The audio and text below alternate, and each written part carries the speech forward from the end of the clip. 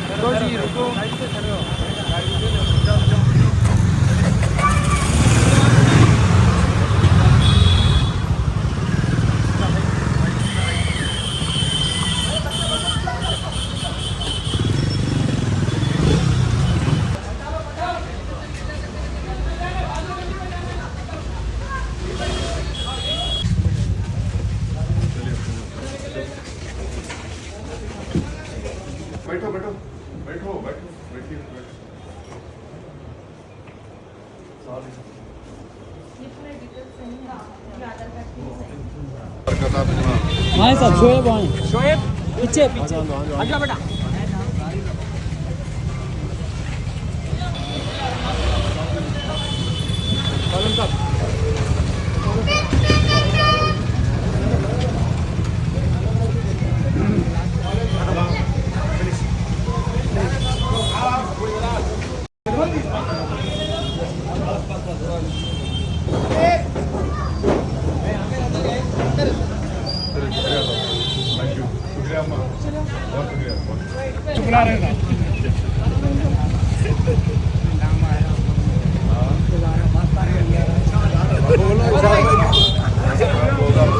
आप बोले तो हमारे भाईजान नहीं है हमारे भाईजान जा रही है कि दावत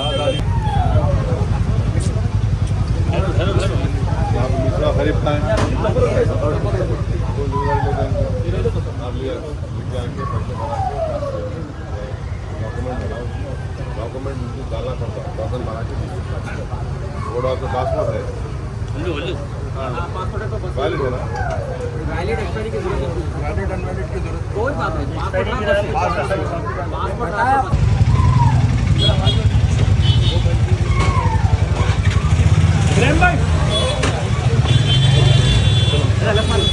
चलो आगे लो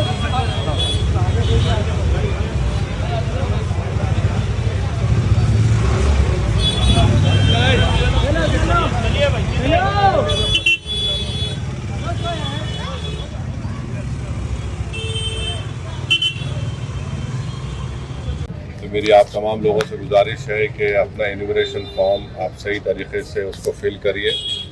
2002 की जो डिटेल्स है उसको सही तरीके से फिल करिए। जिस किसी के साथ आपकी मैपिंग हो रही है उनका नाम का जिक्र करिए। और 2002 में जहां पर स्टेट लिखा गया है उस वक्त आंध्र प्रदेश था, आंध्र प्रदेश लिखिए। जिनके पास मैपिंग नहीं हो रही नामों के ज़रिए उनको अपने दस्तावेज़ात देना है।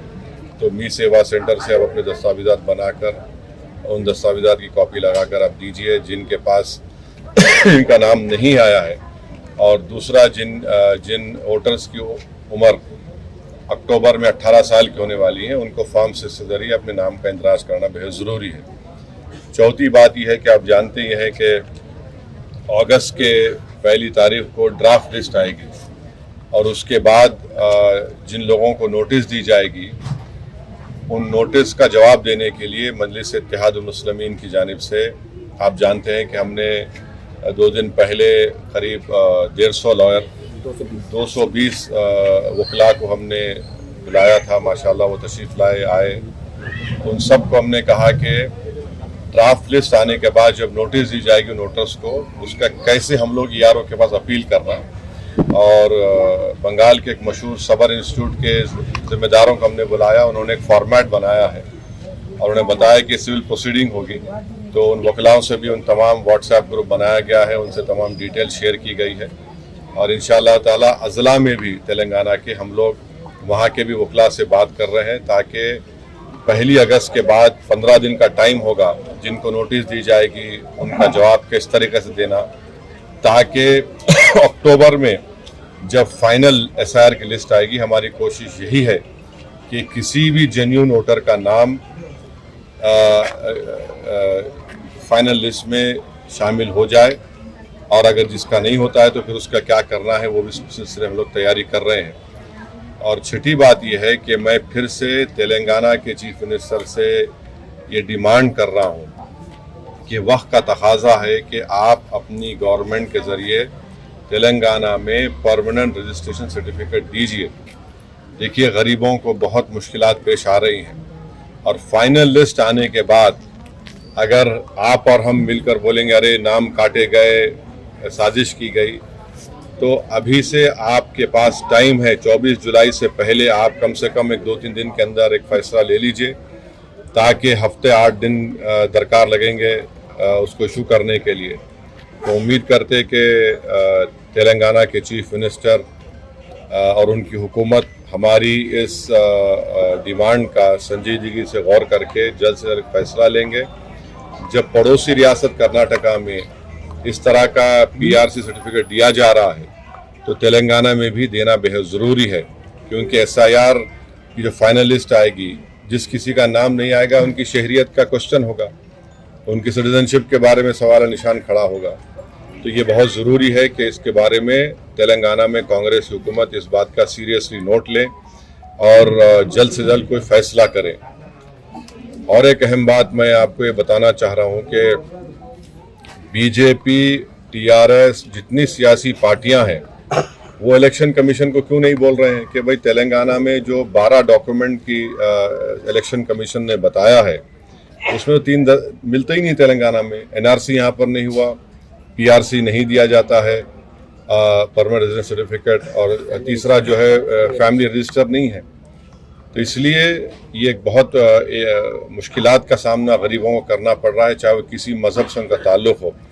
मंजलिस की कोशिश पिछले 2 महीने से आप देख रहे हैं कि अल्हम्दुलिल्लाह अल्लाह ने हमको जो तौफीक दी और हमने जो ऐप बनाया है उससे घर बैठकर लोग 2002 के वोटर लिस्ट को देखकर इन्यूमरेशन फॉर्म को फिल कर रहे हैं।